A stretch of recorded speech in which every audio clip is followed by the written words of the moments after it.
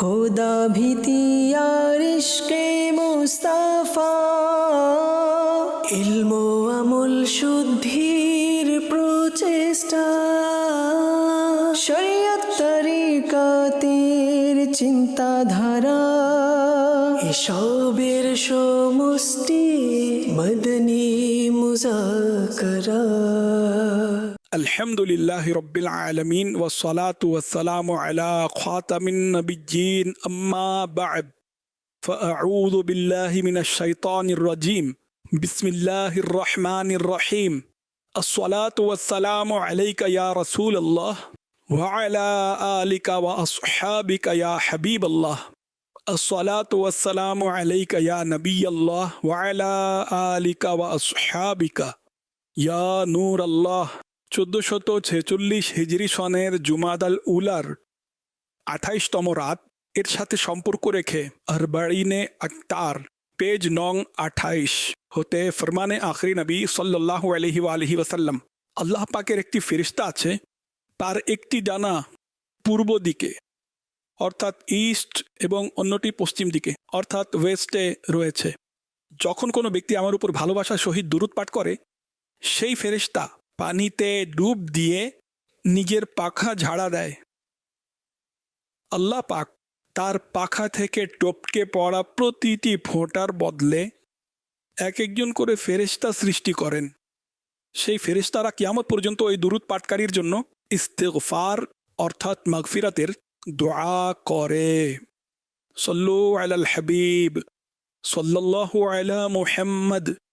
আব্দুল খালিক আত্তারি, আমি ওয়াকেন থেকে বলছি। প্রিয় মুর্শিদের দরবারে আমার প্রশ্ন হলো যে নজর কেন লেগে যায়, এবং এটাও ইরশাদ করে দিন অনেক ব্যক্তিদের বারবার নজর লেগে যায়, এর কারণ কি এবং এগুলো থেকে রক্ষা পাওয়ার জন্য কি পদ্ধতি অবলম্বন করা যায়? নজর লাগা এটি সত্য, হাদিসে রয়েছে। তো নজর লেগে যায়। এখন এর মধ্যে কুল্লু যী নিয়ামাতিন মাহসুদুন, এটা তো হাদিসে পাক যে যার কোনো নিয়ামত অর্জিত হয়েছে অর্থাৎ সাহিবে নিয়ামত, তার প্রতি হিংসা করা হয়, এটি তো হাদিস শরীফ। আচ্ছা, এখন নজর লাগার মধ্যে যদি কোনো হিংসুকের নজর লেগে যায় তো এই নজর অনেক বিপজ্জনক। জখমে চশমে হাফিদ, তো অনেক বিপজ্জনক। আল্লাহ পাক হিফাজত করুক। আচ্ছা, মানুষেরও নজর লাগে, জিনদেরও লাগে, নিজের জিনিসে নিজেরই নজর লাগে। ঠিক আছে, সুন্দর পোশাক পরিধান করলো এবং তারপর আয়না দেখলো, তো লাইটিং অনেক সুন্দর আছে, তো আজকে তো আমাকে অনেক সুন্দর লাগছে, তখন তার নজর লাগার চান্স আছে যে নজর লেগে যাবে, হয়তো লেগেও যায় অনেক সময়। তো এই জন্য যদি নিজের অথবা অন্য কারো কোনো জিনিস পছন্দ হয় তো মাশা আল্লাহ, বারাকাল্লাহ এইভাবে বললে নজর লাগবে না ইনশা আল্লাহ। এই নজর থেকে বাঁচার জন্য অনেকগুলো ওজিফা রয়েছে যেন অন্যের নজর না লাগে। একটি ওজিফা, একটি পদ্ধতি যা আমি চেষ্টা করি আমল করার, তা হচ্ছে এই: আয়নার সামনে দাঁড়িয়ে আয়না দেখা অবস্থায় বিসমিল্লাহি মাশা আল্লাহু লা কুওয়াতা ইল্লা বিল্লাহ, বিসমিল্লাহি মাশা আল্লাহু লা কুওয়াতা ইল্লা বিল্লাহ 11 বার পাঠ করুন। 1 মিনিটও লাগবে না, অর্থাৎ বলতে গেলে অল্প সময় লাগবে। যদি এইটি আমরা ডেইলি পাঠ করি তো ইনশাআল্লাহ নজর থেকে হেফাজত থাকবে। কারো জিনিস পছন্দ হলে তখন মাশা আল্লাহ বলুন, বারাক আল্লাহ বলুন। নিজের জিনিস পছন্দ হলে তখনও এটি বলুন। শিশুদের ক্ষেত্রে, শিশুরা প্রায় আকর্ষণীয় হয়, ছোট ছোট বাচ্চারা, তো তাদের বেশি নজর লাগে। হয়তো সবার তাদেরকে ভালো লাগে, সম্ভবত এই কারণেই হতে পারে।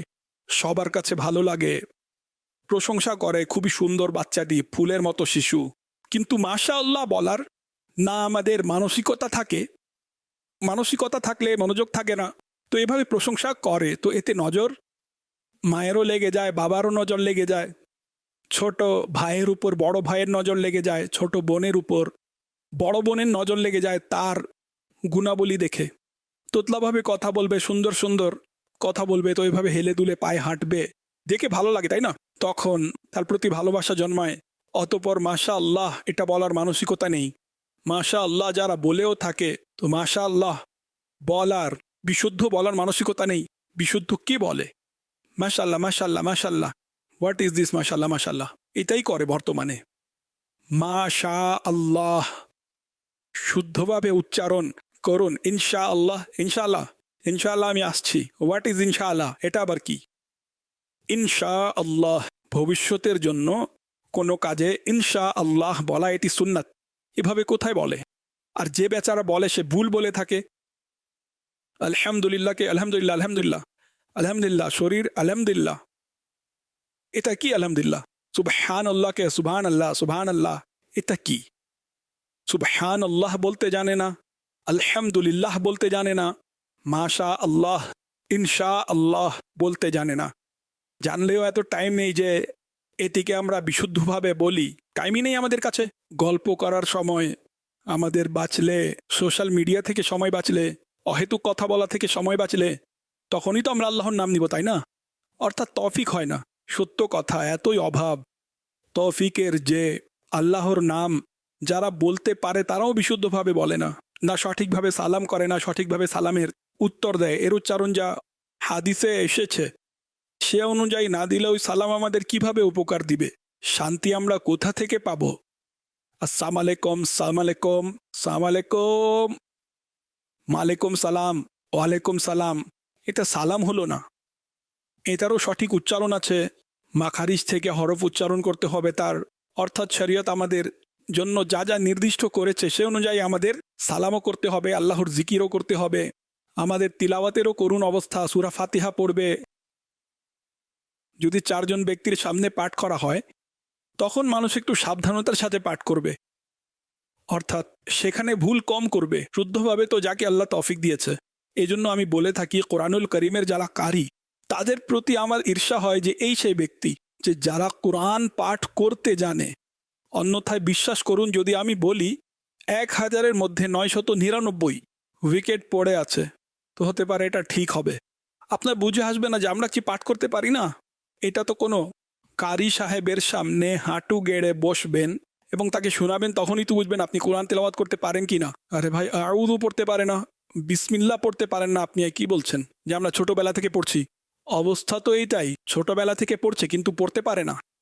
রাগান্বিত হয়ে যায় যখন কেউ বলে আপনি ভুল পড়ছেন, ঝগড়া হয়ে যায়। এটা কেমন কথা বলছো? ছোট থেকেই পড়ে আসছি। এই জন্য রাগ করার পরিবর্তে নিজের নফসের উপর রাগ করুন যে সে বোকা বানিয়ে রেখেছে, শয়তান উন্মাদ করে রেখেছে, সুধারণায় মগ্ন করে দিয়েছে যে আমি সব পারি। আরে আপনি কিছুই পারেন না। যতক্ষণ কাউকে উস্তাদ বানাবেন না বুঝতে পারবেন না পারেন কি পারেন না। ক্ষমা করবেন। সংশোধনের জন্য এরকম কথা বলতে থাকি। আলহামদুলিল্লাহ অনেকের বুঝে চলেও আসবে হয়তো, হ্যাঁ আসলে আমার সংশোধন হওয়া উচিত, সুধারণার মধ্যে না থাকা উচিত। উস্তাদ কাকে বানাবেন এটাও বোঝার বিষয়। এটা নয় যে নিজের ভাইকে উস্তাদ বানিয়ে নিলাম নিজের মতোই কাউকে। আমাদের গুজরাতে একটি কথা আছে, আওবে হারকা আপনে বেহো সরকা, অর্থাৎ দুইজন একই রকম, দুজনেই অন্ধকারে হোঁচট খেতে থাকবে, কে কাকে সংশোধন করবে। কোনো আলিমে দিনকে, কোনো মুফতি সাহেবকে, অর্থাৎ মনে করুন তার কাছে মিনতি করে তাকে রাজি করিয়ে 12 মিনিট সময় নিয়ে তাকে কিছু শুনিয়ে দিন, শিখুন, কোরআন বিশুদ্ধ করুন। কারি সাহেব কারি হতে হবে, ঠিক আছে? শুধু কাফ বিশিষ্ট কারি সাহেব নয়, কারি সাহেব, কারি হতে হবে, কোরআনের কারি। সে বিশুদ্ধ করাতে পারবে, ভুল ধরিয়ে দিবে। এখন আমাদের এখানে তো এর ব্যবস্থা আছে এবং ইমামত কোর্সও করানো হয়, টেস্টও নেওয়া হয়, কোরআনুল করিমের তেলাওয়াত, নামাজ শিখানো, সব কিছুই হয় আল্লাহর রহমতে। দাওয়াতে ইসলামীর মধ্যে এই ব্যবস্থা কমপক্ষে ফয়জানে মদিনাতে আছে। অন্যান্য শহরেও এই ব্যবস্থাপনা দেখবেন। খুব কঠিন নয়। আপনি সংশোধনের মানসিকতা তৈরি করুন, সংশোধনকারী বিদ্যমান আছে। সল্লু আলাল হাবিব সাল্লাল্লাহু আলা মুহাম্মদ।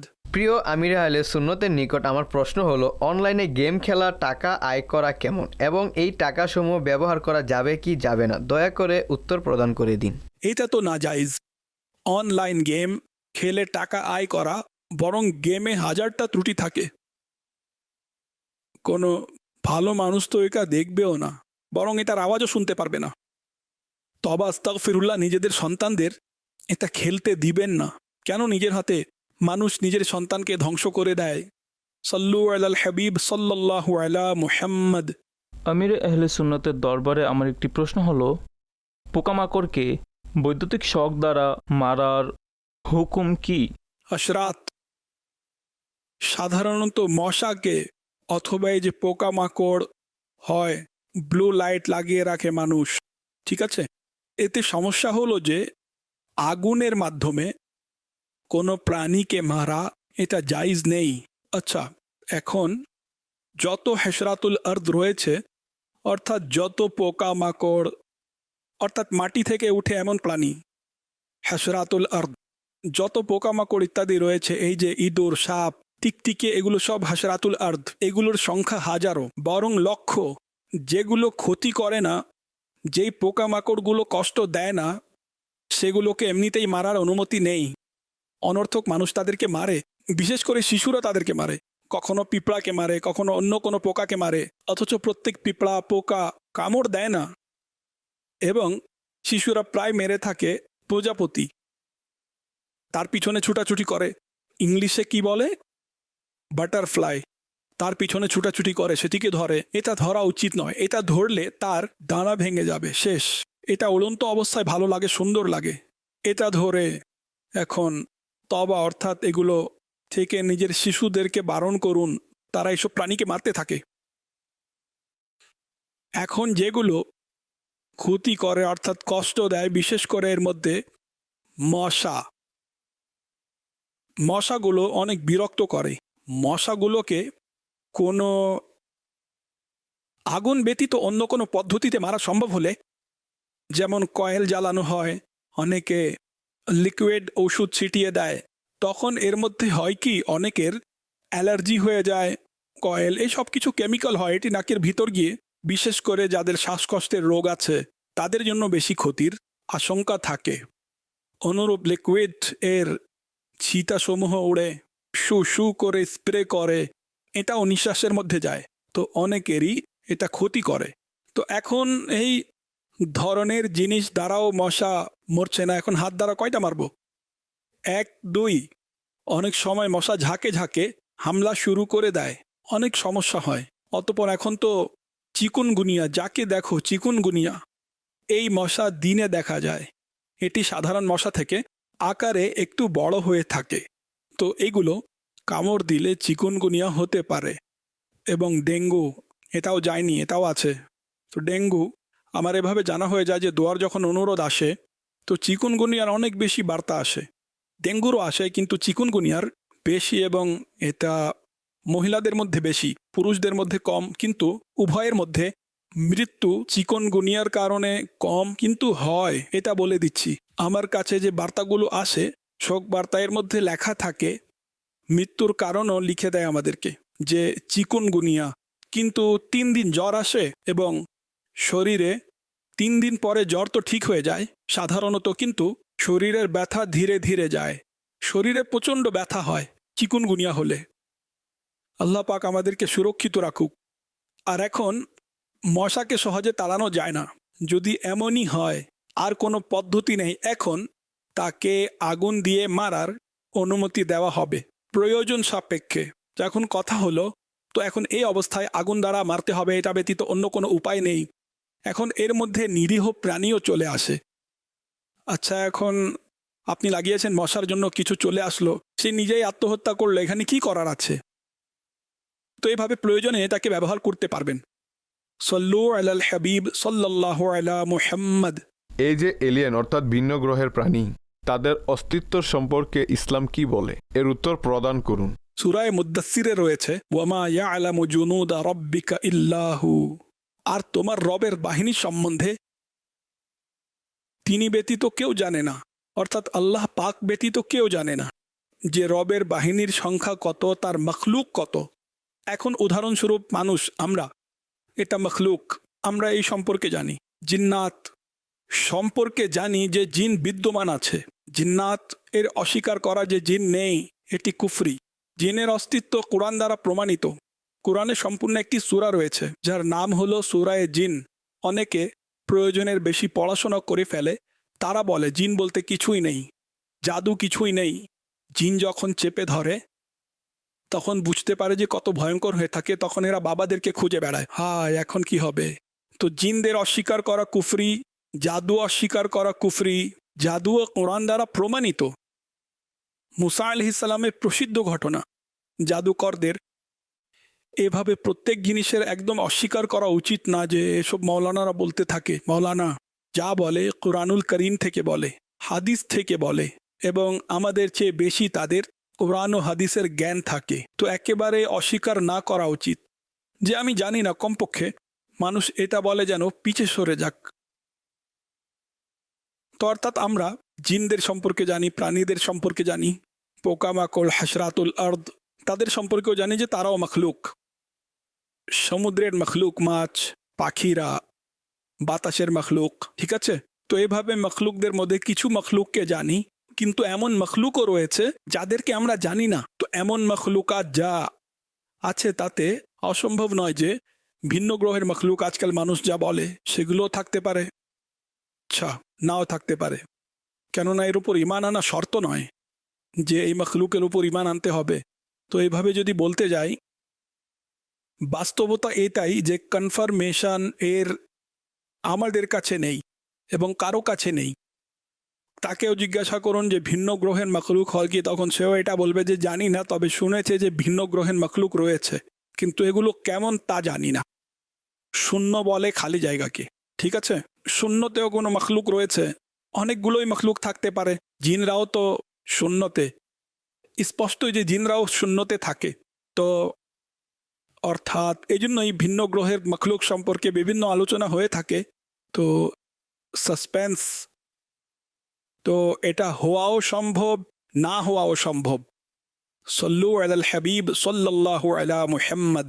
এসএমএস এর মাধ্যমে প্রশ্ন এসেছে যে যদি মোবাইলে থাকা কোনো গান অথবা অন্যান্য গুনাহের কোনো জিনিস, গেম ইত্যাদি বিদ্যমান থাকলে তবে মোবাইল থেকে কোরআনের তেলাওয়াত অথবা মোবাইলে কোরআন রাখা জায়েজ কি না?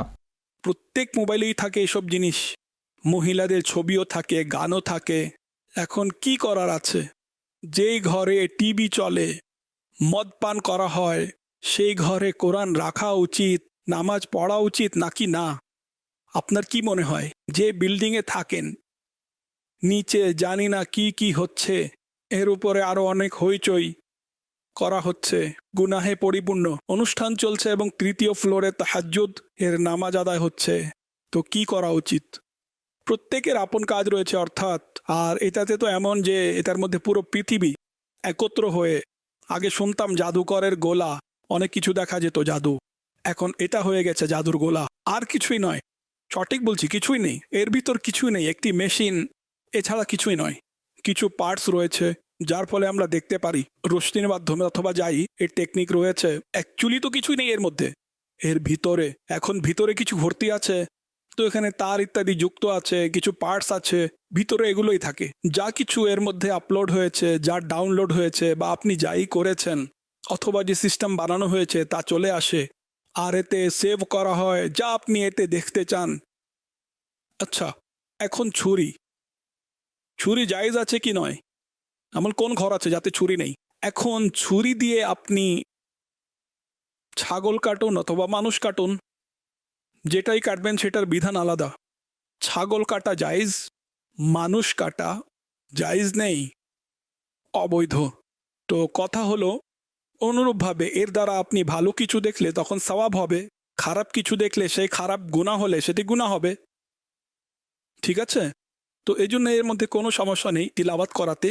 সল্লু আলাল হাবিব সাল্লাল্লাহু আলা মুহাম্মদ।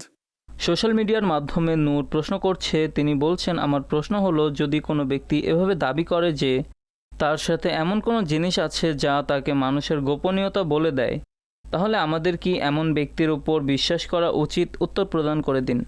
যদি সে অদৃশ্যের সংবাদ দেওয়ার দাবি করে সেই জিনিস, তখন সেটি এমনিতে এভাবে অনেক সময় হয়, জিনরা হয়, জিনদেরকে আয়ত্ত করে ফেলে। তো জিন অদৃশ্যের সংবাদ থেকে অজ্ঞ হয়ে থাকে, এটা কোরআনের আয়াত রয়েছে। অদৃশ্যের সংবাদ অর্থাৎ জিন অদৃশ্যের সংবাদ দিতে পারে না, অতীতের সংবাদ এটা দেওয়া সম্ভব। কেননা কিছু জিনের বন্ধুত্ব হামজাদের সঙ্গে হয়ে থাকে। হামজাদ মানুষ যখন জন্মগ্রহণ করে তার সাথে একটি শয়তান জন্ম নেয় আর একজন ফেরেশতা। তো এই শয়তানকে হামজাদ বলা হয়।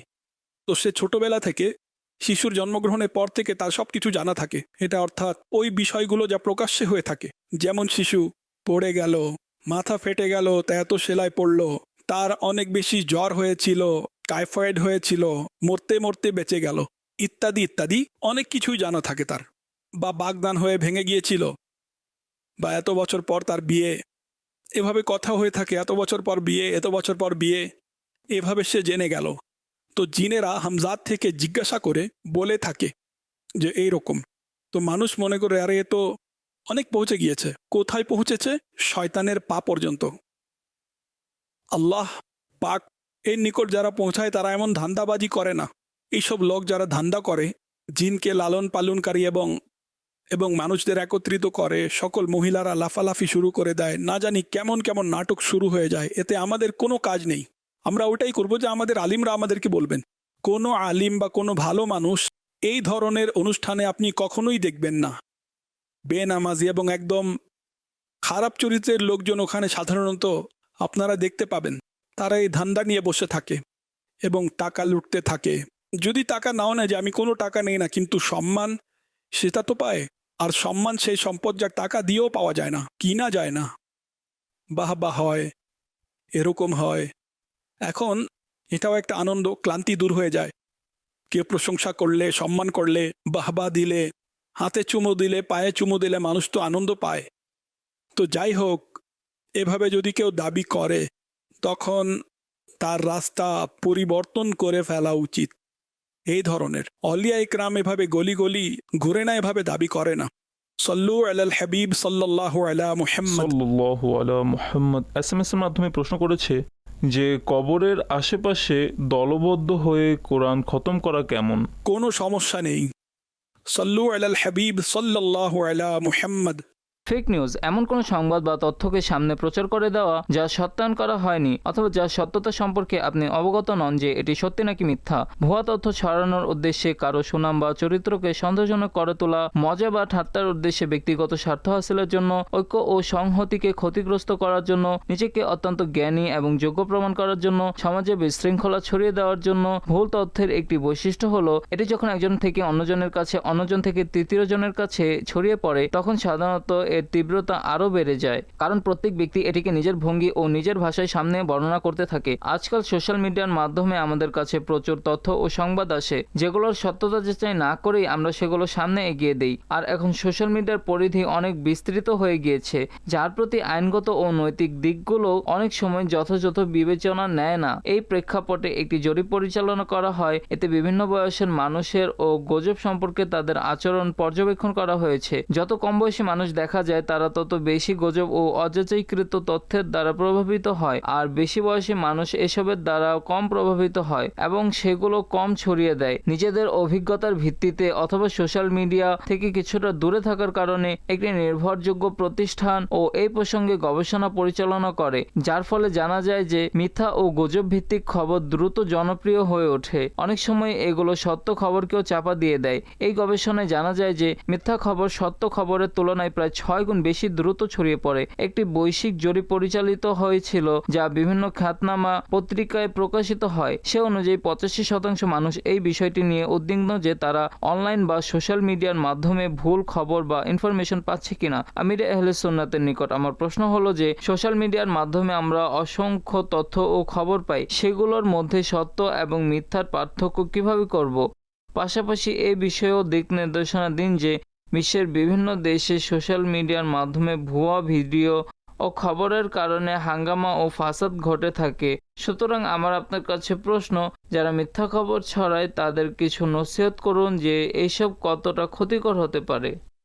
গুজবের ধারা এটি নতুন নয়, শুধু সোশ্যাল মিডিয়ার মাধ্যমেই হয় এমনটা নয়, অনেক আগে থেকেই চলে আসছে। উহুদ যুদ্ধের সময় মাআজাল্লাহ এই গুজব ছড়িয়ে দিল যে প্রিয় নবী সাল্লাল্লাহু আলাইহি ওয়াসাল্লাম শহীদ হয়ে গিয়েছেন। তখন সাহাবায়ে কেরাম আলাইহিম রিদওয়ান যারা ছিলেন তারা একদম স্তব্ধ হয়ে গেলেন এবং এতে আগে পিছেও হলেন এবং প্রাণহানি আর ক্ষতিও হলো। তো যাই হোক, সবাই যখন জানতে পারলেন যে নবী করিম সাল্লাল্লাহু আলাইহি ওয়াসাল্লাম নিরাপদে আছেন এবং উপস্থিত আছেন, তো সবাই শান্ত হলেন। তো এসব গুজব ছড়াতে থাকে, এতে হত্যা ও রক্তপাতও ঘটে যায় এবং ক্ষতি হয়।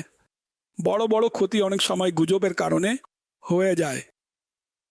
অ্যাকচুয়ালি গুজব ছড়ানো এটা স্পষ্ট একটি গুনাহের কাজ। যে কোনো কথা সামনে বর্ণনা করার জন্য, বিশেষ করে সোশ্যাল মিডিয়ার কথা বলতে গেলে, অর্থাৎ এখন তো সোশ্যাল মিডিয়ার যুগ চলছে। গুজব তো আমি বলেছি এটি অনেক পুরনো, অর্থাৎ প্রিয় নবীর যুগের নয়, এমনও হতে পারে এর পূর্বেও গুজব ছড়িয়েছে। যারা গুজব ছড়ায় তারা ছড়াতেই থাকে। তো এই জন্যই আমাদের যখন কোনো কথা বলতে হয় প্রথমে কনফার্মেশন নেওয়া উচিত। উদাহরণস্বরূপ চাঁদ, বিশেষ করে ঈদের চাঁদ, এতে গুজব ছড়াতে থাকে। ঈদের চাঁদ উঠে গিয়েছে, ঈদের চাঁদ উঠে গিয়েছে, মানুষ ছুটাছুটি করে, এরপর জানতে পারলো যে এমনিতেই শিশুরা শোরগোল করে দিয়েছে। এই জন্যই কনফার্ম হওয়া উচিত যে চাঁদ আসলেই উঠেছে কি না। তো যাই হোক, প্রত্যেকের উচিত এই হাদিসে পাক স্মরণে রাখা। মানুষের মৃত্যু হওয়ার জন্য এতটুকুই যথেষ্ট যে প্রত্যেক শোনা কথা আগে বলে দেয়। আজকাল এটাই হচ্ছে, অনেক হচ্ছে। মানুষ থেকে শোনা কথা আগে বলতেই থাকি আমরা। হজরতে মালিক বিন দিনার রহমতুল্লাহি আলাই বলেন, জেনে নাও অনেক বড় খারাপি এবং ফিতনা যে মানুষ প্রত্যেক শোনা কথা আগে বলে দেয়। কোরআন শরীফে ইরশাদ হয়েছে, يا أيها الذين آمنوا إن جاءكم فاسق بنبأ فتبينوا। হে ঈমানদারগণ, যদি কোনো ফাসিক তোমাদের কাছে কোনো সংবাদ আনে তবে যাচাই করে নাও। অর্থাৎ হে ঈমানদারগণ, যদি কোনো ফাসিক তোমাদের কাছে কোনো সংবাদ আনে যাতে কারো অভিযোগ থাকে, তো শুধু তার কথায় ভরসা করিও না, বরং যাচাই করে নাও যে সেটি সঠিক নাকি ভুল। কেননা যে ফিস্ক থেকে, অর্থাৎ বড় বড় গুনাহ থেকে বেঁচে থাকে না, অথবা ছোট গুনাহ যা বারবার করতে থাকে, অর্থাৎ ফিস্ক থেকে বেঁচে থাকে না, সে মিথ্যা থেকেও বেঁচে থাকে না। যাতে কোনো জাতিকে অজ্ঞাত অবস্থায় কষ্ট না দিয়ে দাও, অর্থাৎ যাচাই করে নাও। অতঃপর তাদের নির্দোষ প্রমাণিত হওয়ার পর যেন তোমাকে তোমার কৃতকর্মের কারণে লজ্জিত হতে না হয়। অর্থাৎ যাচাই করা ব্যতীত কারো কথা বিশ্বাস করে নিয়েছেন এবং কারো অভিযোগ শুনে অন্যকে খারাপ ভেবেছেন, ভালো মন্দ বলে দিয়েছেন, শাস্তি দিয়েছেন ইত্যাদি। তো পরে বাস্তবতা সামনে আসলো, তখন লজ্জিত না হতে হয়। ছাত্র শিক্ষককে অভিযোগ করলো যে সে আমাকে এমন করলো, এখন শিক্ষক তাকে ধরলো, শাস্তি দিয়ে দিল, এরপরে প্রমাণ পেল যে সে মিথ্যা বলছিল, তখন শিক্ষক কেমন লজ্জিত হবে। এই জন্য যাচাই, অভিযোগ আসলে তার যাচাই করে নিন। ফরমানে মুস্তাফা সাল্লাল্লাহু আলাইহি ওয়াসাল্লাম, স্বপ্নে এক ব্যক্তি আমার কাছে আসলো, বলল চলুন। আমি তার সাথে চলে গেলাম। আমি দুইজনকে দেখলাম, তাদের মধ্যে একজন দাঁড়ানো এবং অপরজন বসে ছিল। দাঁড়িয়ে থাকা ব্যক্তির হাতে লোহার একটি হুক ছিল, সেটি বসে থাকা ব্যক্তির এক চোয়ালে ঢুকিয়ে সেটা পিছন পর্যন্ত ছিঁড়ে ফেলত। অতপর হুকটি বের করে আবার অন্য চোয়ালে ঢুকিয়ে ছিঁড়ে ফেলত। এতক্ষণে প্রথম চোয়ালটি তার আসল অবস্থাতে ফিরে আসতো। আমাকে নিয়ে আসা ব্যক্তিকে জিজ্ঞাসা করলাম, এটা কি? সে বলল, এই হলো মিথ্যাবাদী। তাকে কিয়ামত পর্যন্ত কবরে শাস্তি প্রদান করা হবে। এবং বুখারী শরীফের মধ্যে এভাবে বর্ণিত আছে, সে মিথ্যাবাদী, সে মিথ্যা সংবাদ দিয়ে বেড়াতো এবং মানুষ তা গ্রহণ করে নিত, এমনকি সেই মিথ্যা গোটা পৃথিবীতে ছড়িয়ে যেত। তার সাথে কিয়ামত পর্যন্ত এভাবে হতে থাকবে। তো এখন কথা হলো, এভাবে মিথ্যা বলা এবং মিথ্যা গুজব ছড়ানো, মিথ্যা সংবাদ ছড়িয়ে দেওয়া, এর ক্ষতি আপনারা এখন শুনেছেন। এগুলো তো কয়েকটি উদাহরণস্বরূপ, অন্যথায় এর ত্রুটি সম্পর্কে আরও যদি তথ্য সংগ্রহ করা হয় সম্ভবত অনেক তথ্য পাওয়া যাবে। এই জন্য এখন যেহেতু সোশ্যাল মিডিয়া আছে তাই আমরা সোশ্যাল মিডিয়ার উদাহরণ দিয়ে থাকি। অন্যথায় আমি বললাম সোশ্যাল মিডিয়ার এটি আবিষ্কার নয়, এটি পূর্ব থেকে চলে আসছে। এর মাধ্যমে আসলেই খুবই দ্রুত সারা বিশ্বে প্রচার হতে পারে। সংবাদ একদম আগুনের মতো ছড়িয়ে পড়ে। আগে তো গুজব একটি মহল্লা পর্যন্ত ছড়াতো, একটি গ্রাম পর্যন্ত, খুব বেশি হলে কোনো জোরালো যদি গুজব থাকতো তখন হতে পারে গোটা শহরে ছড়িয়ে যাবে, এর চেয়ে বেশি নয়, সারা বিশ্বে নয়। কিন্তু এখন এই যন্ত্রটি সারা বিশ্বে ছড়িয়ে দিতে পারে, তো এর দ্বারা এই যন্ত্র দ্বারা সওয়াবও বেশি অর্জন করা যায় এবং গুনাহ অর্থাৎ মোবাইল ফোন বা যে কোনো সোশ্যাল মিডিয়া এর দ্বারা সওয়াবও বেশি পাওয়া যায়, গুনাহ বেশি পাওয়া যায়। উদাহরণস্বরূপ নেকির উদাহরণ এভাবে দেওয়া যায় যে হাদিসে পাক, যেটি আসলেই হাদিসে পাক প্রিয় নবী সাল্লাল্লাহু আলাইহি ওয়াসাল্লামের, আর তা আপনি কোনো বিশুদ্ধ কিতাব থেকে বের করলেন, নির্ভরযোগ্য বা গ্রহণযোগ্য গ্রন্থ থেকে সেই বর্ণনা নিয়েছেন এবং সেটিকে ভাইরাল করলেন এবং সেই বর্ণনাটি 1000 লোক দেখেছে। অন্যথায় আলোচনার মাধ্যমে 2-4-10 জন মানুষের নিকট পৌঁছাতে পারতেন। এখানে 1000 বা 1000-এর উপর যতজনের নিকট পৌঁছাতে পারবেন এই সওয়াব আপনার পেয়ে গেলেন। অতঃপর অন্যজন এটিকে ভাইরাল করতে থাকবে। তো এভাবে নেকির একটি আপনার আমল নামায় পাহাড় হতে থাকবে। তো এই ধরনের বর্ণনা যার সম্পর্কে আমাদের জানা থাকে যে এটি আসলেই সঠিক, অলসতা তো আসেই সামনে প্রচার করতে, কিন্তু সওয়াবের নিয়তে প্রচার করতে থাকা উচিত যদি সেটি সঠিক হয়। বাকি হাদিসসমূহ চলতেই থাকে, এইগুলো নয় যেমন কোনো হাদিস চলে আসলো, আপনার সেটি বুঝে আসা সত্ত্বেও কোনো ভালো আলিমে দিন থাকলে তার থেকে জেনে নিন এই হাদিসে পাক আসলে আছে নাকি অন্য কিছু। যদি তিনি সন্তোষজনক উত্তর দেন তখন সেটি আমরা চাইলে ভাইরাল করতে পারি। আচ্ছা হুজুর, এর মধ্যে এখন এটাও জরুরি, এটাও হয়ে গিয়েছে যে কি এসেছে তার তো আলাদা গুরুত্ব আছে, কিন্তু কোত্থেকে এসেছে এর গুরুত্ব বেশি। কেননা এখন যে পোস্ট বানানো হয়, নিচে মুসলিম রেফারেন্স লেখা থাকে, বুখারি রেফারেন্স লেখা থাকে, উপরে কোনো বুজুর্গের নাম লেখা থাকে, এটা তো কোনো কঠিন কিছু না, এটি মুসলিমের হাদিস, এটি বুখারির হাদিস। কিন্তু এটা কোত্থেকে এসেছে? তো যেসব শক্তিশালী মাধ্যম রয়েছে যেমন দাওয়াতে ইসলামীর সোশ্যাল মিডিয়া, এটাকে আপনি শক্তিশালী মাধ্যম বলতে পারেন। এটি মাশাআল্লাহ অত্যন্ত চমৎকার এবং নির্ভরযোগ্য মাধ্যম। অনেক যাচাই বাছাই করার পর এখান থেকে আপনারা কোনো এ ধরনের পোস্ট পেয়ে থাকেন। তো এমন শক্তিশালী কোনো মাধ্যমের ব্যাপারে আপনাদের যদি জানা থাকে যে এখান থেকে এ ধরনের অথেন্টিক বিষয়বস্তুই আসে, তো সেটি হলো, আদারওয়াইজ পোস্ট তো চলেই আসে, ফেক পোস্ট চলে আসে, ফেক নিউজ চলে আসে, এসব তো চলেই আসে। এগুলো কি খেয়াল করতে হবে? আচ্ছা, রেফারেন্সের বিষয়ে বলেছিলাম যে তার যদি এতটুকু জ্ঞান থাকে যে সে নিশ্চিত এটা আসলেই হাদিস শরীফ বা কোনো ভালো আলিম, ইলমে দ্বীনের আলিম, তার থেকে জেনে নিন। তিনি যদি অনুমতি দেন তখন ভাইরাল করুন। আমি তো এর আগেও এ ধরনের কথা বলেছি। আর সওয়াবের নিয়তে এমন করলে সওয়াব পাওয়া যাবে, অনেক অনেক সওয়াব ইনশাআল্লাহ অর্জন করতে পারবেন। এবং যদি কোনো খারাপ কিছু বা ভুল বর্ণনা সেটি আপনি চোখ বন্ধ করে পোস্ট করে দিলেন, ভাইরাল করে দিলেন, এটি যতক্ষণ চলতে থাকবে, পৌঁছাতে থাকবে, বা কোনো মিউজিক্যাল কোনো ক্লিপ অথবা কোনো গান সেটি আপনি ভাইরাল করে দিলেন, তো যতক্ষণ পৌঁছাতে থাকবে, আগে পিছে ঘুরতে থাকবে, আমল নামায় গুনাহ হতে পারে মৃত্যুর পরও আসতে থাকে। এটি বিশেষ করে যারা গায়ক হয়, যারা গান গায় বা এই ধরনের যারা এই ফিল্ডে রয়েছে, তারা এই ব্যাপারে গভীরভাবে চিন্তা করুন, অনেক কঠিন হয়ে যাবে। বা এভাবে যারা মিথ্যা কৌতুক ছড়াতেই থাকে, কি করবেন? মৃত্যুর পর কি করবেন? এখন তো কিছু বাহবা পেয়ে যাবেন, 2-4টা লাইক ইত্যাদি পেয়ে যাবেন, যারা এগুলো দেখে লাইক দেয়, হাসি মস্করা করে, কিন্তু মৃত্যুর পর কি হবে? আমাদেরকে এই দুনিয়ার পাশাপাশি আমাদের আখিরাতের ব্যাপারেও চিন্তা করতে হবে। এর কি হবে? মৃত্যু তো আজকেও আসতে পারে, এখনও আসতে পারে। অর্থাৎ এমন তো নয় যে এত বছর পরেই আসবে, আর এত বছর পর আসলেও তো আসবে। হযরতে নূহ আলা নবিয়িনা ওয়া আলাইহি সালাতু ওয়া সালাম 950 বছর সম্ভবত তাবলীগ করেছেন, এবং যখন তাকে জিজ্ঞাসা করা হলো আপনি জীবনকে কেমন পেয়েছেন, ওফাতের পর। বললেন এক দরজা দিয়ে প্রবেশ করলাম, অন্য দরজা দিয়ে বের হয়ে গিয়েছি।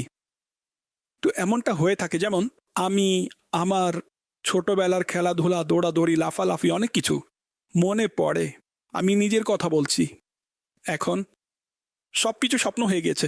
ছিল যখন ছিল, এখন তো হাঁটতেও সমস্যা হয়ে যাচ্ছে। বয়সের সাথে এমন হয়, সবার হয় না কিন্তু হয়েও থাকে। এখন ওই সব কথা মনে পড়ে। শৈশবের, যৌবনের আফসোস ছাড়া কিছুই নেই। তার সদ্ব্যবহার করে নেকি করে নিলে তখন উপকার হতো, কিছু ভালো হয়ে যেত, কিন্তু আফসোস। তো সবারই নিজের ব্যাপারে চিন্তা করা উচিত। যাই হোক, চারিদিকেই মানুষ মারা যাচ্ছে। রাস্তার মধ্যে এদিক সেদিক আপনারা দেখতেই থাকেন, এভাবে চালায়, গাড়ি উল্টে গেল, বিমান পড়ে গেল, নৌকা ডুবে গেল, প্রতিদিন কত মানুষ মারা যাচ্ছে। হসপিটালের বেডে আপনি বৃদ্ধ খুবই কম পাবেন, বেশিরভাগই যুবক, তাদেরকেই পাবেন। বৃদ্ধরাও থাকে, সব মিক্স থাকে। অর্থাৎ মৃত্যু, অসুস্থতা সবাইকে ধরে ফেলে। মৃত্যু তো আসবেই আসবে। বৃদ্ধ অসুস্থ মানুষ পড়ে আছে এবং ওই ঘর থেকে যুবকের জানাজা বের হচ্ছে। এমনটাই হচ্ছে। আমি নিজেই কত যুবকের জানাজা কাঁধে নিয়েছি। তো কিন্তু যাই করুন, শেষে মৃত্যু আছেই। হযরত মুসা আলাইহিস ইসলামের প্রসিদ্ধ ঘটনা, যে তার ওয়াফাতের সময়ের একটি ঘটনা রয়েছে, বুঝেছেন? মালাকুল মউত গেলেন আলাইহিস সালাম, আল্লাহ দরবারে ঘটনা বললেন। আল্লাহ বললেন মুসাকে বলো ষাঁড়ের উপর হাত রাখতে, এবং হাতের নিচে যত লোম আসবে তত বছর বয়স বেড়ে যাবে। মালাকুল মউত হাজির হলেন, মুসা আলাইহিস সালামকে বললেন। তিনি বললেন এরপর মৃত্যু। তখন তিনি বললেন যে এরপরেও যখন মৃত্যু, তাহলে তো পলায়নের কোনো উপায় নেই, এখনই চলো। তো এভাবে মুসা আলাইহিস সালাম, তিনি উলুল আজম রাসূল ছিলেন, আল্লাহর রাসূল ছিলেন, অর্থাৎ তার একটি মান ছিল। বাকি আমাদের মতো যারা আছে, মালাকুল মউত আসলে আমাদেরকে দেখাই যাবে না, আমরা কিছু বলতেই পারবো না। এটা তার মাহাত্ম্য ছিল। তো এভাবে তিনি রূহ কবজ করার অনুমতি দিলেন এবং তিনি দুনিয়া থেকে বিদায় নিয়ে গেলেন। হযরত মুসা আলাইহিস সালাম, আমাদের কাছে কিছুই নেই। যাই হোক, আল্লাহকে ভয় করতে থাকা উচিত এবং একদম গুজব, মিথ্যা কথা একদমই বলা উচিত না। অর্ধেক পার্সেন্টও যদি সন্দেহ থাকে, কোনো কথা সামনে প্রচার করবেন না, সেটাকে কাউকে বলবেনও না। এটাই সঠিক কথা। সতর্কতা। বাস্তব কথা হলো আমরা অনেক বেশি কথা বলি, কিছু না কিছু বলতেই থাকি, বলতে হয়। যখন কিছু বলতে যাই, বলতে গিয়ে না বলার কথাও বলে দেই এবং ভুলভাল কথা বলে ফেলি। প্রত্যেকের সাবধান থাকা উচিত। কিছু আলিমরাও অনেক সময় বলে থাকে, যা বুঝে আসে সোশ্যাল মিডিয়াতে, যেন কেউ জিজ্ঞাসা করার নেই, আল্লাহ জিজ্ঞাসা করবেন। তার পাকড়াও থেকে কে বাঁচতে পারবে? সবার সাবধান থাকা উচিত। বরং সত্য কথা হলো, বুজুর্গরা লিখেছেন, নীরবতা আলিমের সৌন্দর্য। তার সম্মান, তার প্রভাব এতেই নিহিত যে সে চুপ থাকে। অনেক সময় সে বেশি বললে ফেঁসে যায়। প্রত্যেকেই এমন হয় না, আমি জেনারেল কথা বলছি, সবাইকে বুঝাতেই থাকি। তো যারাই করে, নিজের আখিরাতের কল্যাণের কথা চিন্তা করুন। অর্থাৎ ভাই আমার অনেক মুরিদ, আমি এমন, আমার মহব্বতকারী অনেক, গোটা পৃথিবীতে প্রসিদ্ধি আছে, এগুলো কি আমাকে বাঁচাতে পারবে? এগুলো কি আমার কাজে আসবে? এগুলো কি আমার সাথে কবরে যাবে? আমাকে এটা চিন্তা করতে হবে। যদি আমার রব অসন্তুষ্ট হয়ে যান, তো এরা সবাই মিলে কোনো উপকার করতে পারবে না। আসন হচ্ছে রব যেন অসন্তুষ্ট না হয়। যদি রব সন্তুষ্ট, এরা সবাই মিলে ক্ষতিও করতে পারবে না। আমরা এগুলো চিন্তা করি, তাহলে ইনশাআল্লাহ মুক্তির উপায় হবে। সবারই চিন্তা করা উচিত। চিন্তা ভাবনা করে পেহলে তোলো বাদ মে বলো। আল্লাহ আমাদের সবাইকে এমন চিন্তার তৌফিক দান করুক। পেহলে তোলো বাদ মে বলো, অনেক সুন্দর একটি কথা। সমস্যা হচ্ছে এই যে এখন বলার পরও ওজন করে না। ঠিক আছে, বলার পূর্বে চিন্তা করতে ভুলে গিয়েছে, বলার পরেই চিন্তা করে নেই, যাতে কোনো রুজু, কোনো ক্ষমা, কোনো ফেরার রাস্তা হয়ে যায়, এটাও আমরা এর চেয়েও আগে চলে এসেছি। আপনি ফেক নিউজ, ভুল বর্ণনা এই সম্পর্কে বলেছেন। আমি সকল ইসলামী ভাইদের এটাও অনুরোধ করব, এই যে মিডিয়া ব্যক্তিত্ব সোশ্যাল মিডিয়ার মাধ্যমে আপনাকে কেউ বোঝায়, আপনিও তাকে তার মতোই বোঝানোর চেষ্টা করেন। তো আমার অনুরোধ হলো এই যে হুজুর, সোশ্যাল মিডিয়ার মাধ্যমে এটা বোঝানো এবং উত্তর প্রদানও যেন না করি। যদি আপনাকে কেউ সোশ্যাল মিডিয়ায় এসে বোঝাচ্ছে এবং আপনিও যদি সোশ্যাল মিডিয়ার মাধ্যমেই উত্তর দেওয়া শুরু করেন, তাহলে তো গোটা পৃথিবীর সামনে একটি তামাশা হয়। যদি কেউ বুঝাতে চায় তাহলে সোশ্যাল মিডিয়ার সাহায্য নেওয়া ব্যতীত, যদি সে আসলেই সংশোধন করতে চায়, সোশ্যাল মিডিয়াতে না গিয়ে পার্সোনাল বুঝিয়ে দিন। না বুঝলে বিষয়টি আল্লাহর উপর ছেড়ে দিন। আর আপনিও যদি উত্তর সোশ্যাল মিডিয়াতে দিবেন, যেভাবে সোশ্যাল মিডিয়াতে বুঝিয়েছিলেন, তখন একটি যুদ্ধ সৃষ্টি হয়। তো নিজেকে এভাবেও নিজের দামান রক্ষা করে চললে ইনশাআল্লাহ দুনিয়া ও আখিরাতের কল্যাণ নসিব হবে। আর বুঝানো একটা শাস্ত্র, এটিও জানতে হবে। আসলে বুঝাতে জানে না, অর্থাৎ যে ধরন ও পদ্ধতিতে বুঝানো হয় আর যেভাবে বুঝে নিন, সামনের ব্যক্তি ভুল তো করেছে, ঠিক আছে করেছে, কিন্তু আপনিও তো ভুল করছেন, ঠিক আছে। নাপাক বস্তু দ্বারা পবিত্র হয় না, নাপাকি পানি দ্বারা পবিত্র হয়। সে কোনো ভুল করেছে, আপনি ভুল করবেন না, নম্র হয়ে যান। যদি তাকে বোঝানোই উদ্দেশ্য, অনেক সময় এমন পরিস্থিতি হয়ে যায় যে লোকজন এভাবে ইসলাম সম্পর্কে এমন উল্টাপাল্টা কথা বলা শুরু করে, যার মাধ্যমে পথভ্রষ্টতা ছড়িয়ে পড়ে। তো এদেরকে অনেকেই উত্তর দেয় সোশ্যাল মিডিয়ার মধ্যে। এই মোকাবেলা অনেক আগে থেকেই হচ্ছে। পূর্বে কিতাবের মাধ্যমে মোকাবেলা হতো, মাইকের মাধ্যমে মোকাবেলা হতো, এটি অনেক পুরানো ধরন। তো প্রয়োজনে মোকাবেলা হয়ে থাকে। অনেক সময় এই মোকাবেলা সামনের ব্যক্তিকে উত্তর দেওয়া ওয়াজিবও হয়ে যায়, এর ধরন রয়েছে। তো কিন্তু বুঝাতে পারতে হবে। আর বিপদ আর সমস্যা হচ্ছে বুঝাতে জানে না, এমন পদ্ধতিতে তাকে বুঝায়, আচ্ছা ঠিক আছে সে এমন মন্দ কথা বলেছে যার জন্য মানুষ তাকে যতই খারাপ বলুক সেটাও কম ধরে নিন, কিন্তু সর্বোপরি তাকে সমর্থনকারীরা, তার ফলোয়ার্স, তার প্রতি প্রভাবিতরাও তো হবে। আর এটা মনে করুন কয়লা যতই ধুতে থাকবেন কালোই থাকবে, কিন্তু যে কয়লার আশেপাশে থাকে সবাই কালো হয় না। ভুল ধারণার কারণে তারা কয়লার নিকটে চলে আসে বা তার পিছনে চলতে শুরু করে। তারা আপনার প্রতি অসন্তুষ্ট হয়ে যাবে। আপনি যদি মন্দভাবে বুঝান, তখন তারা আপনার কথা মানবে না, আপনার কথা বুঝেও আসবে না। এটা আমি আপনাদের খুবই গুরুত্বপূর্ণ মাদানী ফুল দিচ্ছি। যদি প্রয়োজন বশত কেউ বুঝালো এবং আলেমরা সচরাচর এভাবে বুঝিয়ে থাকেন, আমি বললাম না তাদের মধ্যেও অনেকে অভদ্রভাবে বলে থাকে, যা হওয়া উচিত না। তো যদি আপনি কারো ভুল হয়েছে, 100% তার ভুল, শরঈ দলিল আপনার কাছে রয়েছে, সব কিছু আছে, এবং আপনি যদি তাকে স্নেহ, ভালোবাসা ও ভদ্রতার সাথে বোঝাবেন, হাত জোড় করে বোঝাবেন, কাকতি মিনতি করে বোঝাবেন, সে না বুঝে যাবে কোথায়? সঠিক বলছি, সেট হয়ে যাবে। যদি সে সেট না হয়, তার অনুসারীরা তাকে ছেড়ে দিবে। এত জেদি একটা মানুষ, সে মিথ্যুক।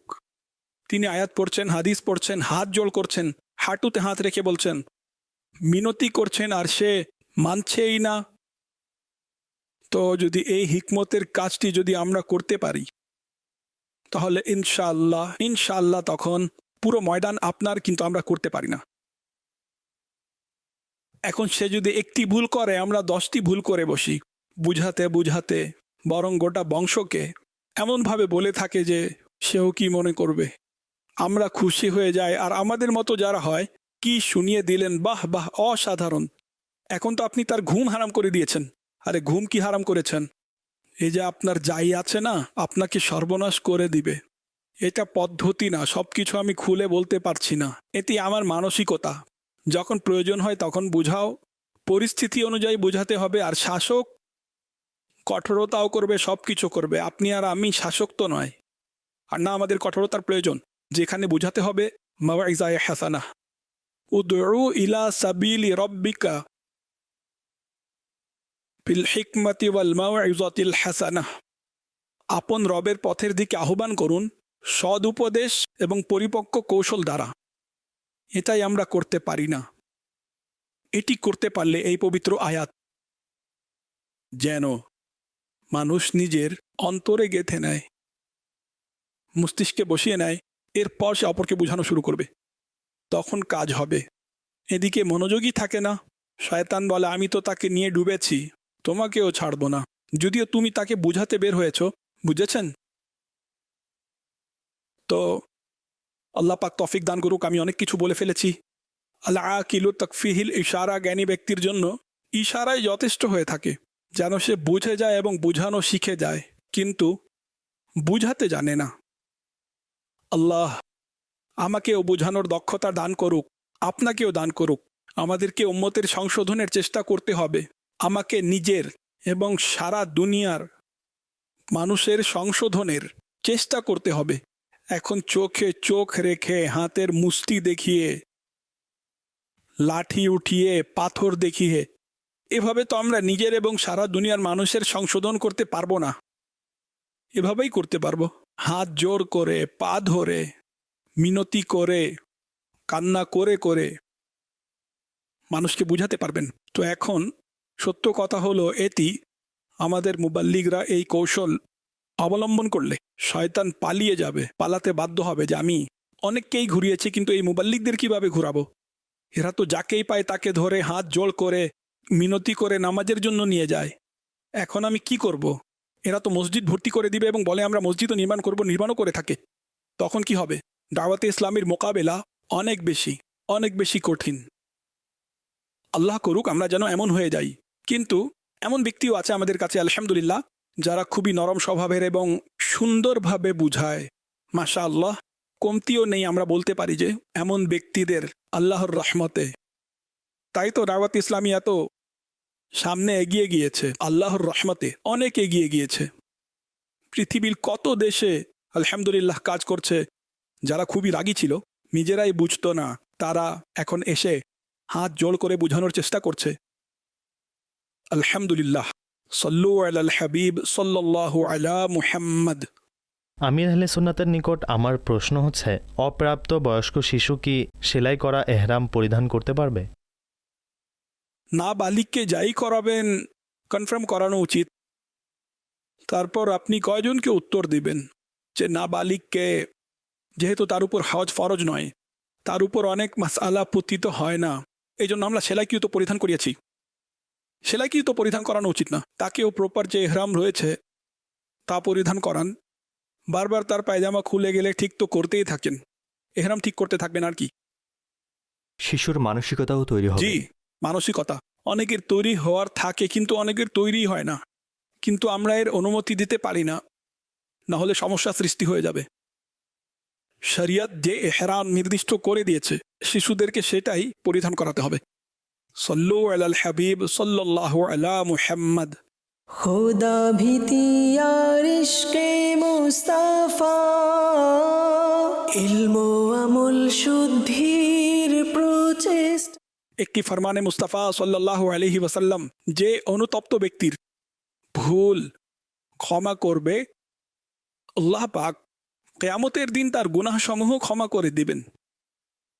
অনুতপ্ত অর্থাৎ যিনি লজ্জিত, নিজের কৃতকর্মের উপর লজ্জিত হয়, এখন সে নিজের ভুলের ক্ষমা চায় কোনো বান্দার কাছে এবং সেই বান্দা ক্ষমা করে দিল নিজের যা সে ভুল করেছিল, যেমন মনে কষ্ট দিয়েছিল, কখনো কোনো হক নষ্ট করেছিল, ক্ষমা করে দিল। তো আল্লাহ পাক কিয়ামতের দিন এমন ব্যক্তির গুনাহ ক্ষমা করে দিবেন। সুবহানাল্লাহ। এখানে ক্ষমা করার ফজিলত বর্ণনা করা হয়েছে, এমনিতেই ক্ষমা করার অনেক ফজিলত রয়েছে, যার মধ্যে এটিও একটি। আমাদের এখানে কিছু মানুষ খুব জেদি হয়, ক্ষমা করে না। বরং আমি এমন দেখেছি, আসলেই আমি দেখেছি যে কিছু মানুষ লিখে রাখে, বন্ধুদের মাঝে এমন হয়। আগে আমি এমন দেখেছি, লিখেছে যে এই সময়ে সে এটা বলেছিল, এমন করেছিল, আমার সাথে এমন করেছিল, অতঃপর দেখে দেখে অন্তর জ্বালাতে থাকে। তো এমনটা করা উচিত না, বরং ক্ষমা করা উচিত। কেন ক্ষমা করবেন না? আমার কাছে কিছু লেখাসমূহ ছিল, অনেক সময় আপনজনদের মধ্যেও এমন হয়ে থাকে, আপনজনদেরই ছিল ওই লেখাগুলো, সেগুলোর আমি ডিটেলসের মধ্যে যেতে চাচ্ছি না, যা কোনো এক সময় আমার কাজে আসতে পারত। কিন্তু আমি মানসিকতা তৈরি করলাম, না আমি কারো দোষ প্রকাশ করব, না কারো গীবত করব, না কারো থেকে প্রতিশোধ নিব, না এসব ঝগড়া বিবাদে লিপ্ত হব। তো আমি এগুলো কি করব? আমি সেই সব লেখাগুলো, যা বুঝে নিন অনেক মূল্যবান, এমন ব্যক্তির জন্য ছিল, যা অর্থাৎ সামনের ব্যক্তির সম্মানহীন করতে চাইলে, তাকে অপমান করতে চাইলে, তার থেকে প্রতিশোধ নিতে চাইলে, তো এটি সেরা মাধ্যম, অর্থাৎ নিকৃষ্ট বিষয়বস্তু ছিল এটা বলতে পারেন। আমি সব ঠান্ডা করে দিলাম, আমি এগুলো রাখবই না। অন্যের ত্রুটি ডুবিয়ে দাও, ইনশাল্লাহ নিজেরগুলোও ডুবে যাবে ইনশাল্লাহ। আমি কয়েক বছর পুরনো কথা বলছি, তো আমাদের মন মুসলমানদের জন্য এভাবে পরিষ্কার হওয়া উচিত যে আমার কারণে যেন আল্লাহ পাক কাউকে আযাব না দেয়, এই মানসিকতা হোক। আল্লাহ পাক আমাদেরকেও শাস্তি থেকে রক্ষা করুক। তারা আমাদের ভাই, মাঝে মধ্যে ভুল হয়ে যায়, এমনভাবে মনে কষ্ট দেয়, আসলেই অনেক কষ্ট হয়। কিন্তু এখন তাদেরকে অভিশাপ দেওয়া, নিজের সত্তার জন্য বদলা এবং প্রতিশোধ, আখিরাতের ধ্বংস এর আকাঙ্ক্ষা করা, এগুলো না। আমাদের সাথে কি হবে আমরা জানি না, আমাদের ইমানের কি হবে তাও জানি না। আল্লাহ পাকের কাছে তার রহমত চাওয়া উচিত এবং তার নিরাপত্তায় থাকা উচিত। প্রতিশোধ পরায়ণ স্বভাবের কিছু মানুষ আছে। জি জি, আপনি সঠিক বলেছেন। তারা তাদের অভ্যাস কিভাবে পরিত্যাগ করবে? পরিত্যাগ করতে পারে না। হয়তো আমার এমন মনে হয়েছে যে তারা এটা জানেও না যে সে প্রতিশোধ পরায়ণ স্বভাবের, এবং আমি এই ক্ষোভ পুষে রেখেছিলাম, এটা আমি আগের প্রতিশোধ নিয়েছি। কিন্তু তারা মানবে না যে আমরা প্রতিশোধ পরায়ণ স্বভাবের। না, আমার অন্তর পরিষ্কার। যখনই দেখা হয় তাদের অন্তর মিথ্যা, পরিষ্কারই মিথ্যা। থাকে। এটাও মিথ্যা বলে থাকে যে তাদের আমার জানা অন্তর থাকে পরিষ্কার, অনেক সময় পরিষ্কার তারা হয় না। অনেক সময় তার বৈঠকে প্রকাশ করে যে আসলে আমি যে প্রতিশোধটা নিয়েছি তা ওই সময়কারই ছিল। সে আমার সাথে যে ব্যবহার করেছিল বুঝতেই পারিনি কিভাবে আমার এটা হয়ে গেল, কিভাবে আমার মুখ থেকে ওই কথা বেরিয়ে এলো। এমন হয়ে গেল যে আজ আমি তার হিসাব চুকিয়ে দিয়েছি। এভাবে প্রকাশ করে থাকে তারা। এখন যদি অন্য কেউ এসে তাকে বুঝায়, তখন তাকে বলে না না, আমার এমন মানসিকতা নেই প্রতিশোধ নেওয়ার, আর আমি প্রতিশোধ নিই না, এসব মনে রাখি না, ক্ষমা করে দিই। অথচ সে যখন কাজ করে তার দ্বারা বোঝা যায় যে এসব হওয়া অসম্ভব। হয়, তবে এমন করা উচিত না। যদি আমাকে ভালোবাসে তো আমার এই কথাগুলো যা আমি বলেছি আমি সত্যিই বলছি। অনেকের এমন এমন গোপন বিষয় থাকে বিশেষ ব্যক্তিদের, যে তাদের জমিন ভারী মনে হবে যদি আমি এভাবে আস্তিন বটিয়ে নেই, এবার আসো, এর উত্তর দাও, এর উত্তর দাও, এর উত্তর দাও। একটি কথা বলছে এমনি, কিন্তু এসব করে আমি কি করব? একবার কেউ একজন আমার প্রতিপক্ষের বিজ্ঞাপন দেয়াল থেকে ছিঁড়ে পাঠিয়েছিল। সে মনে করলো আমি তাকে বাহবা দিব। অমুকের এই গোপন বিষয় দেয়ালে বিজ্ঞাপন লাগানো হয়েছে। সে বড় ব্যক্তিত্ব ছিল। তো স্পষ্ট আমাদেরই কেউ,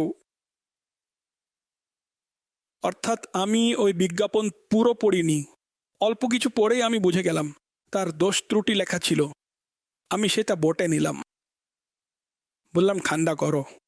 আমি বললাম যদি আমি একটি পড়েও নেই, সামনের ব্যক্তি নিজেরই ভাই, বুঝেছেন সুনিয়া কিদার, যদিও দাওয়াত ইসলামীতে নেই, কিন্তু কারো দাওয়াত ইসলামীতে না থাকা এটা ইসলাম থেকে বের হয়ে যাওয়া নয়।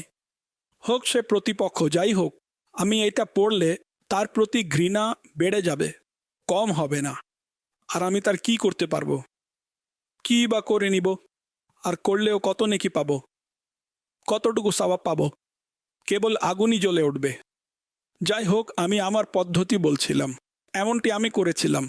ওই বিজ্ঞাপন পড়িনি, পড়লে কুমন্ত্রণার শিকার হবে এবং শয়তান শিশুর মতো ঘুরাবে।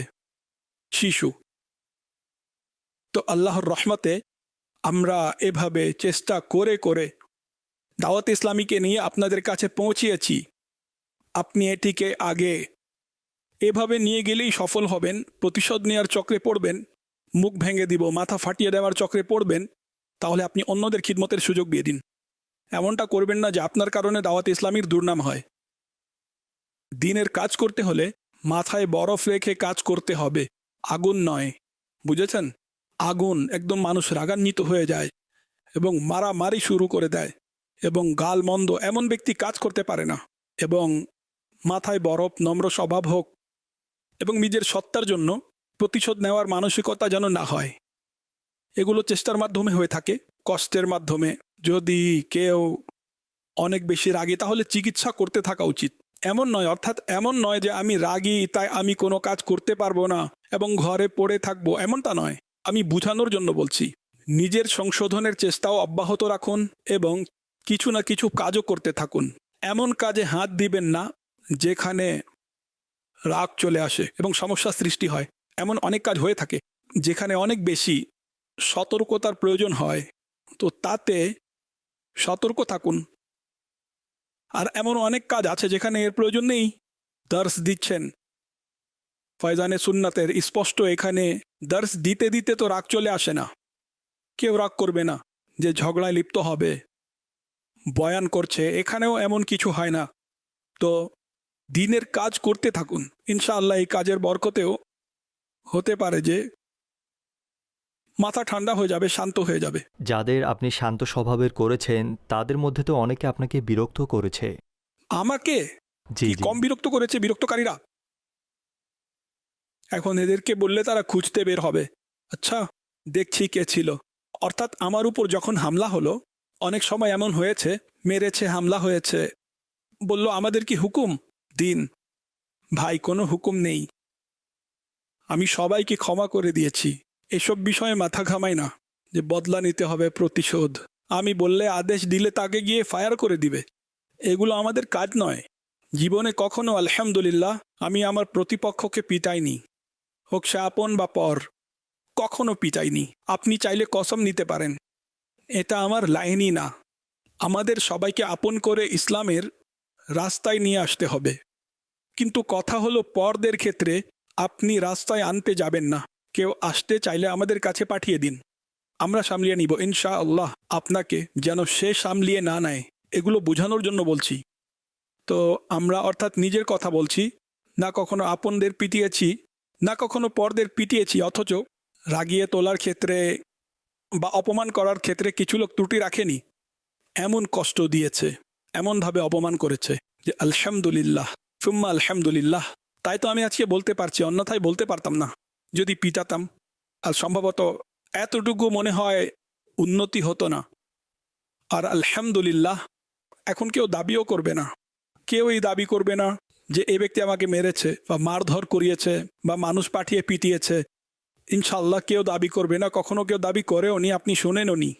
এটা আমার লাইনই না। আলহামদুলিল্লাহ, শুরু থেকেই আলহামদুলিল্লাহ আমার চেষ্টা এটাই ছিল যে এই ধরনের কোনো কিছু মারামারি যেন না হয়। হয়তো এরই বরকত যে দাওয়াতি ইসলামীর লোকেরাও তাদের মারামারির কেস পাওয়া যায় না, খুবই কম হবে এমন। অনেকে আছে যারা নিজেকে দাওয়াত ইসলামীওয়ালা বলে এবং সমস্যা তৈরি করে দেয়। এটা হয়, এত বড় সংগঠন, সমুদ্রে মাছ এবং একের পর এক নিয়ামত আছে, কিন্তু সাপও তো রয়েছে, তাই না?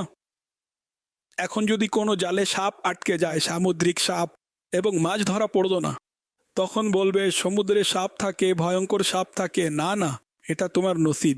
বাকি একের চেয়ে এক মাছ রয়েছে সমুদ্রে, যা আমাদের খাদ্য, আল্লাহর নিয়ামত। সল্লু আলাল হাবিব সাল্লাল্লাহু আলা মুহাম্মদ। खुदा भीति यार इश्के मुस्ताफा, इल्मो আমল শুদ্ধির প্রচেষ্টা, শরীয়ত তরিকাতের চিন্তাধারা, এসবের সমষ্টি মদনী মুজাকরা।